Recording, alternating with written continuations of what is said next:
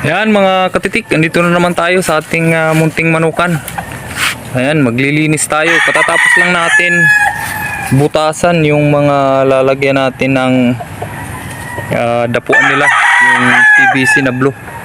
Yan, in case masira na ito, yan, dito na natin lalagyan ng dapuan nila. So ayan mga katitik, let's go! Dito tayo, maglilinis tayo dito sa may range natin. Tanggalin natin yung mga nalaglag na dahon ng nyog, madumi tingnan. Tapos yung mga ritaso natin, yung mga nagamit dito sa ating breeding pen dati, itatago natin to. Pwede pa tong magamit, gumawa ng kulungan ng manok. Mga goods pa yan, ng mga kahoy. Yan, marami tayong linisin dito. So ayan mga katik, yung gagawin natin ngayon, maglilinis tayo dito sa range. Bawasan natin para hindi na marami yung lilinisin natin. Bali ngayon tatanggalin natin yung mga nalaglag na mga dahon ng nyog. So ayan mga katik, let's go!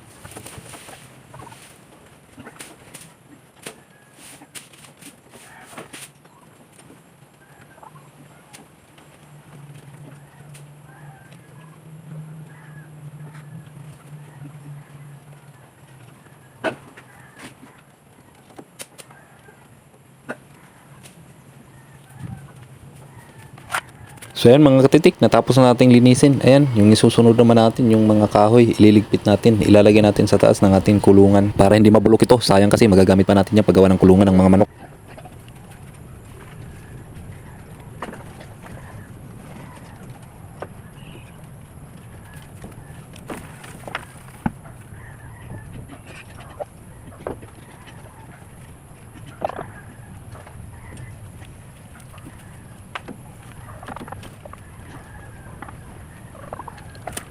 Ayan, natapos na nating linisin at iligpat yung mga kahoy. Ayan, punta naman tayo sa ating kubo. Pinulot ko na rin yung mga nyug na bumagsak at tinipon para sa susunod ng pagkupras. Ang taas pa naman ang bilihan ngayon ng kupras.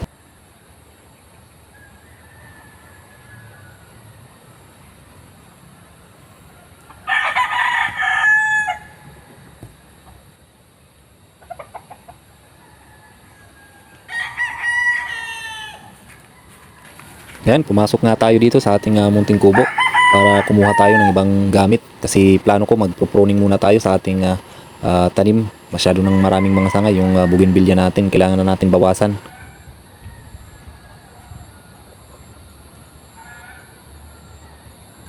At ayan, dala-dala na natin yung pruning shear. Ayan, magpuputol na tayo ng ating bougainvillea. Bali yung bougainvillea natin nandun sa likuran natin, malapit sa brooder natin, doon natin inilagay.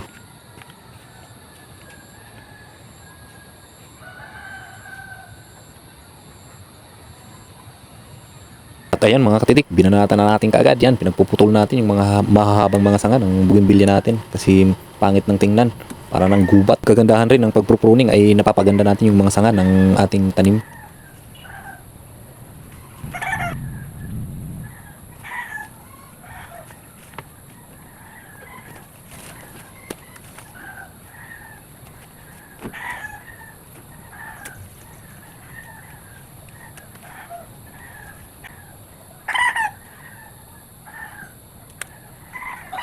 So ayan, natapos na rin natin i-prune yung bougainvillea natin. Isinunod naman natin linisan yung tanim nating pinya. Ayan, madumi na kasi yung paligid.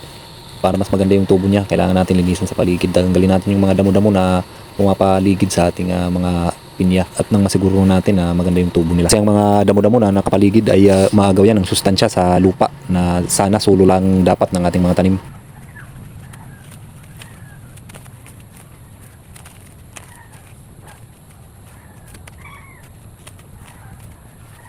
At ayan mga katik, natapos rin natin linisin yung pinya natin. At umpisa na natin magligpit ng ating mga gamit. Sa pagkatapos nito ay uuwi na tayo.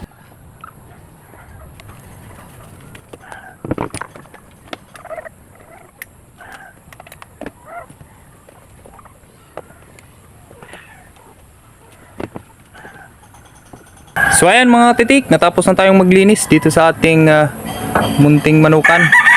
Ayan, pinulot natin yung mga nalaglag na mga dahon, bunga ng nyug. Tapos yung iba pang mga dumi dito na nakakalat, binawas-bawasan natin para maaliwalas tingnan mga katitik. Kasi naman talaga kung napakalinis yung isang lugar, nakaka-relax talaga. Lalong-lalo na dito sa mga kagaya nitong mga farm. Maganda tingnan kung malinis. So ayan mga katitik, hanggang dito na lang. Maraming salamat again sa mga nanonood at sumusuporta sa ating munting channel. Sana mag-subscribe yung hindi pa nakasubscribe at pakihit na rin sa notification bell para updated kayo sa mga susunod na mga videos. Hanggang dito na lang mga katitik. Bye-bye!